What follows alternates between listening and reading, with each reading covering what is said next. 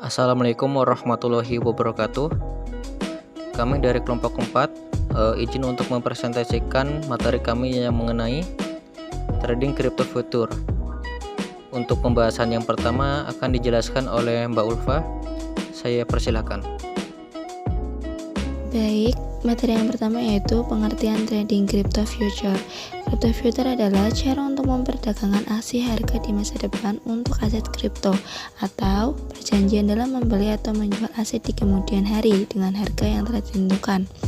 Ia dikenal sebagai instrumen derivatif karena nilainya bergantung pada aset dasar. Kontrak berjangka ini pada awalnya dikaitkan dengan komoditas seperti emas, minyak, dan biji-bijian. Instrumen-instrumen itu memungkinkan produsen seperti petani dan penambang dalam mengelola risiko keuangan mereka dengan lebih baik dengan menciptakan kemungkinan mengunci harga di muka. Di sisi lain, perusahaan penerbangan dapat melakukan lindung nilai atas biaya bahan bakarnya yang merupakan win-win solution untuk kedua belah pihak. Pembeli atau yang dikenal dengan istilah long berharap adanya kenaikan harga pada aset dasar mereka. Hal ini mengingat mereka melihat potensi jangka panjang, sedangkan penjual kontrak berjangka atau yang sering disebut short bertaruh pada penarikan harga yang ada untuk mendapatkan keuntungan lebih. Yang selanjutnya ada aspek akad. Perkembangan sistem transaksi online, terutama perkembangan finansial dan teknologi fintech yang terjadi memberikan cara baru yang memudahkan masyarakat dalam berinvestasi. Salah satu bentuk perkembangan fintech dalam investasi yang sedang berkembang saat ini adalah investasi dalam cryptocurrency seperti misalnya Bitcoin, Ripple, Fiverr, dan lainnya. Salah satu hal yang menarik dari bentuk investasi ini jika dikaji dari aspek hukum Islam adalah mengenal kedudukan cryptocurrency itu sebagai suatu benda, mengikat bahwa salah satu syarat sahnya akad adalah keabsahan. Keabsahan objek disebut sebagai benda yang dibenarkan oleh syar'i. Selain itu, hal yang harus diperhatikan dari investasi menggunakan cryptocurrency adalah mengenal proses transaksi yang dilakukan dan bagaimana proses terjadinya keuntungan yang ditawarkan kepada investor. Dalam hukum Islam, kehalalan suatu transaksi setidaknya disebabkan oleh terhindarnya transaksi itu dari 3 hal, yaitu riba, masyir, dan horor. Larangan riba dalam bentuk investasi ini adalah relatif kecil, kecuali jika para pihak memang sengaja mendesain transaksi yang mengandung riba di dalamnya. Masyir adalah perjudian atau gambling. Semua yang mengandung unsur judi atau gambling, untung-untungan adalah dilarang. Sementara horor adalah ketidakjelasan atau suatu yang benar. Ketidakjelasan itu dapat karena objek harga dan atau waktunya. Hingga saat ini kedua larangan inilah yang belum dapat terjawab dengan jelas jika mengkaji investasi yang menggunakan cryptocurrency. Ketidakjelasan yang terkandung dalam investasi cryptocurrency di atas juga dapat melanggar larangan horor. Dalam konsep muamalah, suatu transaksi yang dilakukan oleh seorang haruslah jelas dan tidak mengandung ketidakjelasan. Selanjutnya saya akan menjelaskan mengenai mekanisme trading crypto future. Uang digital atau elektronik merupakan alat pembayaran atau tukar yang digunakan dalam transaksi keuangan e-commerce tersebut. Uang ini tidak dapat diraba karena bentuknya yang bersifat digital. Salah satu jenisnya adalah uang kripto. Sistem blockchain ini yaitu suatu teknologi baru yang dikembangkan untuk sistem penyimpanan data digital. Teknologi yang satu ini terhubung dengan kriptografi dan penggunaannya sendiri tidak bisa dilepaskan dari mata uang Bitcoin dan juga cryptocurrency. Lalu ada sistem mekanisme transaksi cryptocurrency. Konsep utama dalam semua perdagangan mata uang kripto adalah seluruh jaringan mencatat riwayat eksekusi, termasuk jumlah dan volume transaksi. Transaksi yang dikonfirmasi disimpan dalam wadah yang disebut blocks. Setiap kegiatan dalam cryptocurrency ini akan dicatat dengan sifatnya yang tidak bisa dihapus, diganti, dipalsukan karena transaksi dalam cryptocurrency ini bersifat immutable. Sekian dari saya. Terima kasih. Aplikator Crypto Futures. Yang pertama, setiap pengguna akan memiliki sebuah folder sebagai penyimpan data setiap transaksi. Folder ini akan berisi data-data setiap transaksi, baik transaksi yang dilakukan oleh sendiri maupun orang lain, di mana dalam bentuk rekod data, di mana kumpulan data ini akan membentuk registry yang akan melacak transaksi. Yang kedua, setiap pengguna dalam rantai akan mencatat dan menyimpannya sebagai rekod baru.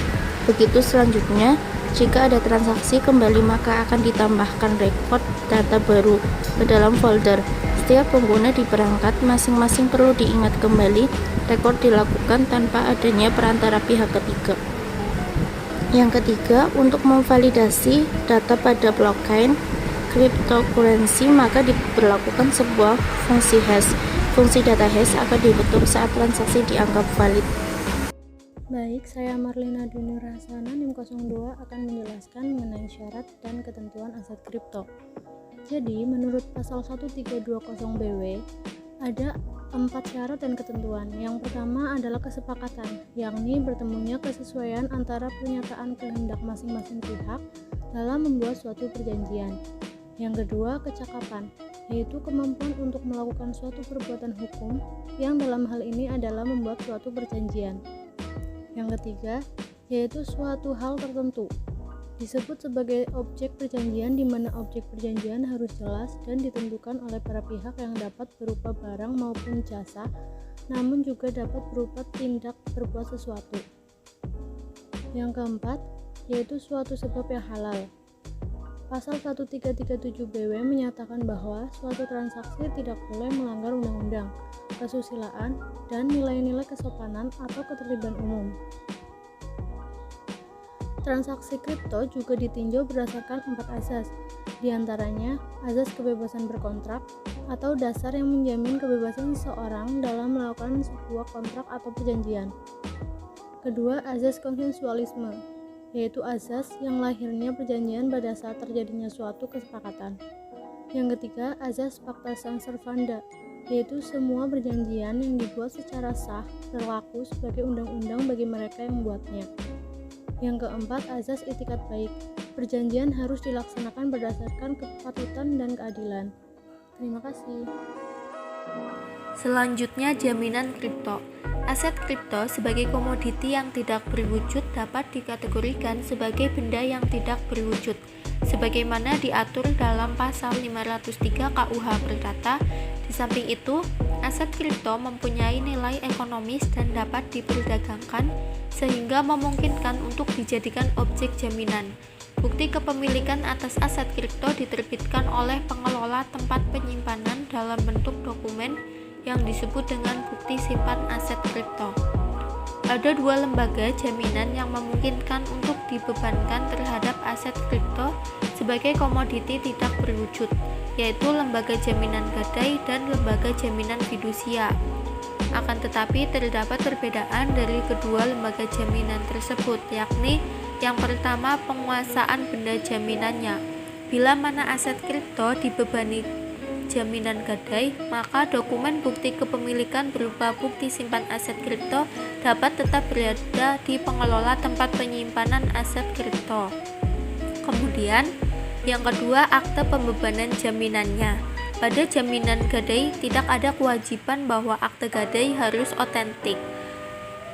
Berbeda dengan jaminan fidusia, pembebanan benda dengan jaminan fidusia dibuat dengan akte notaris dalam bahasa Indonesia dan merupakan akte jaminan fidusia. Yang ketiga, publisitasnya. Perbedaan tentang asas publisitas pada jaminan gadai, tidak ada kewajiban untuk melakukan pendaftaran atas benda gadai.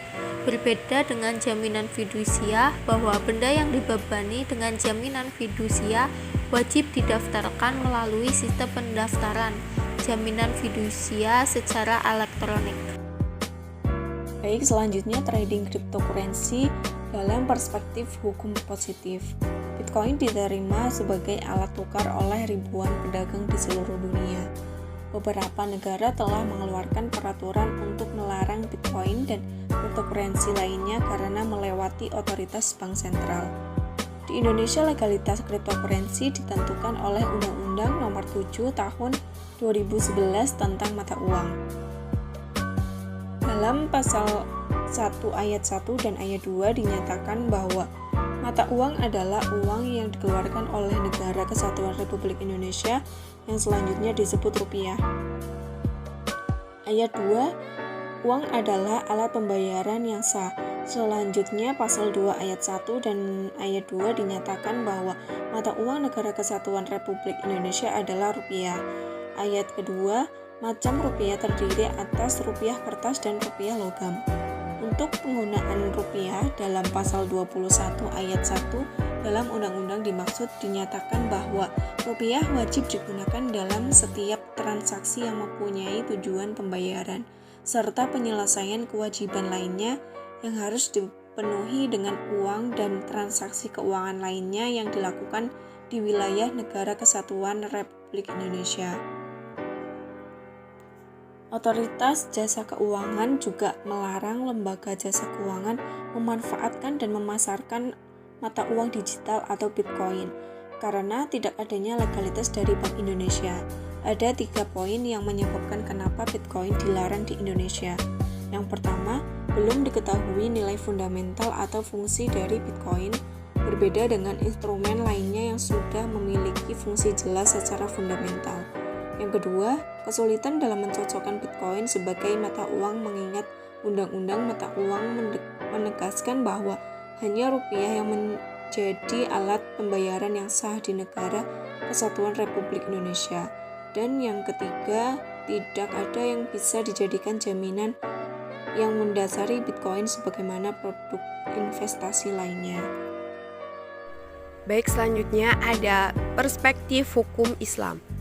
Majelis Ulama Indonesia (MUI) menyatakan bahwa Bitcoin dan mata uang kripto lainnya dilarang berdasarkan hukum Islam dan tidak boleh diperdagangkan di tanah air yang penduduknya didominasi oleh Muslim. MUI mengeluarkan fatwa atau maklumat agama ketika perdagangan mata uang virtual tersebut melonjak di Indonesia dan di tempat lain. Fatwa tidak memiliki efek hukum tetapi berpotensi membuat umat Islam Muslim untuk menghindari mata uang kripto. Ada 2 ayat yang dijadikan landasan pembahasan hukum penggunaan mata uang virtual baik sebagai instrumen investasi maupun sebagai instrumen transaksi bisnis, yaitu surat An-Nisa ayat 29 dan surat Al-Maidah ayat 90. Allah Subhanahu wa Ta'ala berfirman, "Wahai orang-orang beriman, janganlah kamu saling memakan harta sesamamu dengan jalan yang batil, kecuali dalam perdagangan yang berlaku atas dasar suka sama suka di antara kamu, dan janganlah kamu membunuh dirimu. Sesungguhnya Allah Maha Penyayang kepadamu. Dan wahai orang-orang yang beriman, sesungguhnya minuman keras, maisir dalam kurung judi, berkurban untuk berhala dan mengundi nasib dengan anak panah adalah perbuatan keji dan termasuk perbuatan setan. Maka jauhilah perbuatan-perbuatan itu agar kamu beruntung." Dari 2 bait tersebut dan 2 slogan yang bisa diurai, yakni kata batil dan maisir. Dengan demikian, akad batil adalah akad yang dirugikan dan tidak sah. Baik, terima kasih untuk para pemateri yang sudah menjelaskan mengenai materi trading cryptocurrency. Itu saja yang bisa kami sampaikan untuk materi kali ini. Sekian dari kami. Wassalamualaikum warahmatullahi wabarakatuh.